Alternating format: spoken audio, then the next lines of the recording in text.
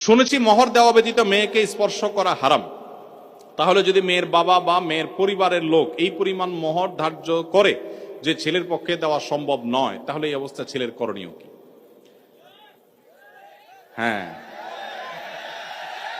বুঝছি আমি, প্রশ্ন কমন পায়ে পড়ে গেছে, এই তো।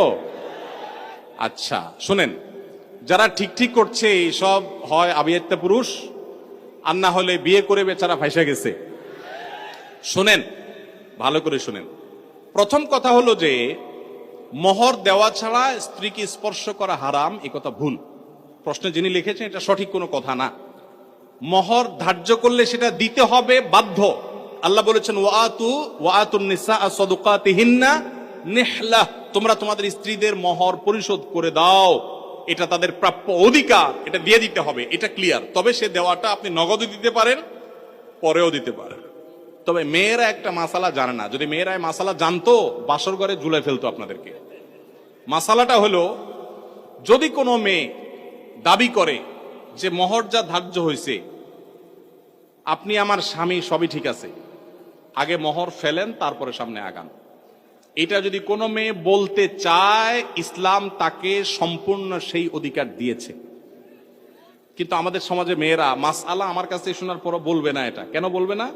কারণ আমাদের সমাজে পুরুষগুলো এমন রাক্ষসের মতো এবং এমন জালিম, এমন অত্যাচারী, বেশিরভাগ, সবার কথা বলছি না, যে এই কথা যদি মেয়ে বলে বাসর রাতে, ঠিক আছে স্বামী, সবই ঠিক আছে, আপনার সাথে আমার বিয়ে হয়েছে, সব ঠিক আছে, মোহর ধার্য হয়েছে, এটা আমার প্রাপ্য, আল্লাহ কোরআনে বলছেন, অতএব এটা দিয়ে দেন। ছেলে বাসর তুইয়া পালায়া দৌড় দিবে, বলবে এই মেয়ে বাসর রাতে এখনই অবস্থা করতেছে, আল্লাহ জানে আমারে কোথায় ঝুলায়। ঠিক না ঠিক? অথচ এটা ঠিক না। সব কথাই তো ঠিক ঠিক বলেন।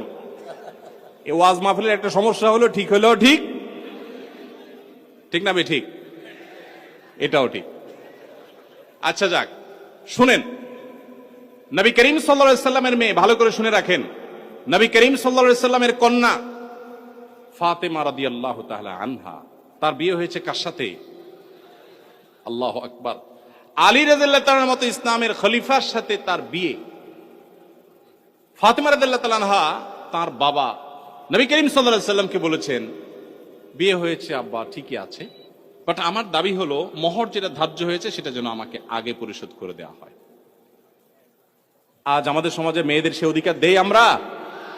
এই সমাজে সবচেয়ে বেশি অবিচার আমরা পুরুষরা মেয়েদের প্রতি করে থাকি। বিয়ে করেছেন আর মোহর পরিপূর্ণ পরিশোধ করছেন, এরকম বাপের বেটা যারা, তারা হাত তোলেন। কয়টা বাপের বেটা দেখছেন এখানে?